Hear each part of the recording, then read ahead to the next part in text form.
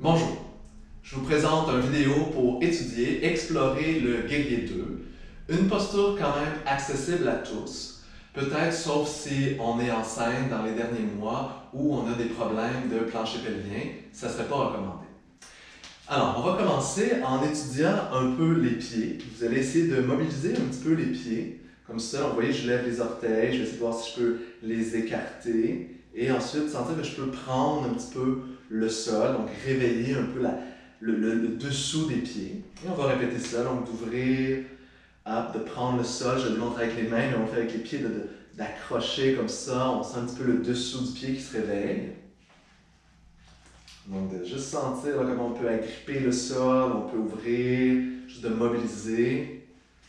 Et là ici, ce qu'on va essayer de faire, c'est de mobiliser sur tous les chevilles, de voir est-ce que vous pouvez laisser les chevilles vers l'intérieur comme ça, et aller les chevilles, et poser les chevilles vers l'extérieur. Donc juste de sentir qu'on a une petite possibilité de mouvement dans les chevilles. Donc on peut verser le pied extérieur et intérieur. Et vous allez essayer de voir si vous pouvez trouver cet équilibre où dans votre tripode, donc ici le centre du talon, la base de vos orteils, la base du petit orteil, donc dans vos tripodes, vous équilibrez le poids, donc on presse dans le talon, dans la base de vos orteils, dans la base du petit orteil, et on essaie de gérer l'action des chevilles ici en pensant à soulever l'intérieur. C'est comme je remonte ou je propulse les chevilles un peu extérieures, ça génère une force.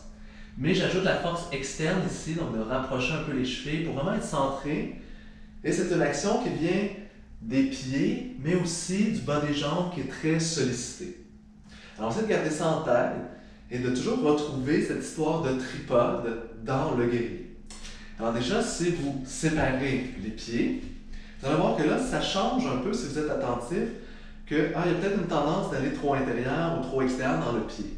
Alors, vous voulez encore ancrer le centre du talon, sentir la base de vos orteils, ancrer, mais essayer d'aller sentir bien la base du petit orteil. Donc, il y a un petit équilibre à jouer entre intérieur et extérieur.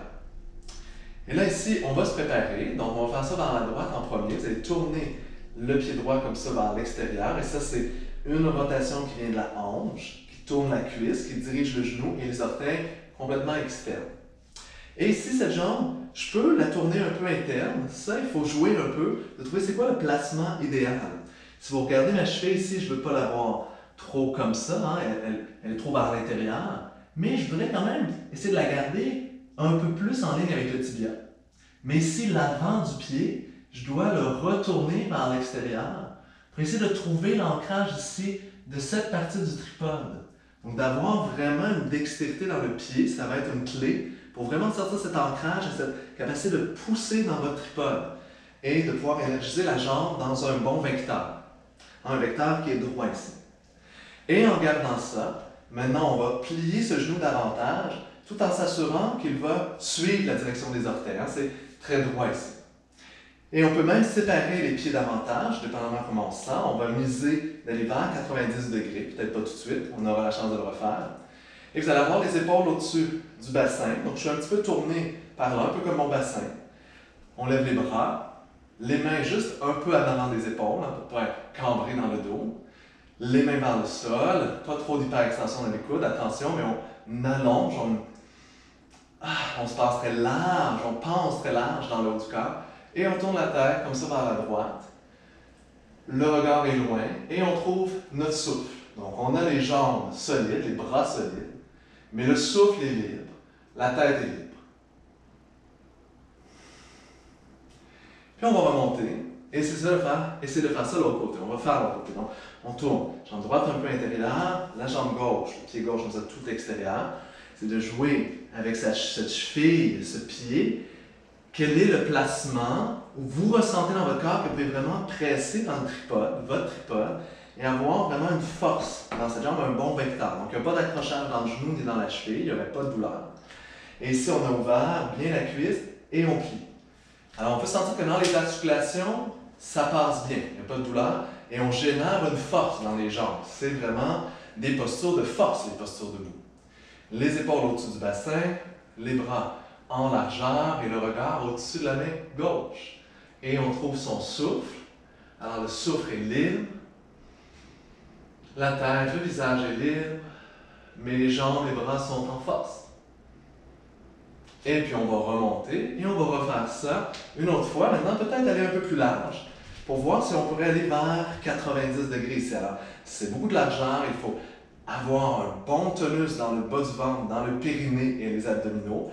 Mais voyons, on peut se rendre vers 90 degrés. Là, il faut générer une force dans cette jambe pour garder notre tripode et être capable d'aller à 90. C'est toute une gestion. Et là, les épaules au-dessus de la cage thoracique, on lève les bras et on regarde au-dessus de la main droite. Et on peut essayer de descendre un peu, retrouver le 90 degrés. Et on remonte et on fait ça de l'autre côté pour une dernière fois, intérieur, extérieur. On a cette dextérité dans les pieds, cette force dans les jambes. Et on va essayer de descendre. Il y a vraiment une ouverture dans le bassin. C'est un étirement en force. Et on essaie de retrouver 90 degrés ici. Et on ajoute nos bras, le regard au-dessus de la main gauche, et on trouve son souffle. Et puis on peut remonter, rapprocher les jambes. Merci beaucoup.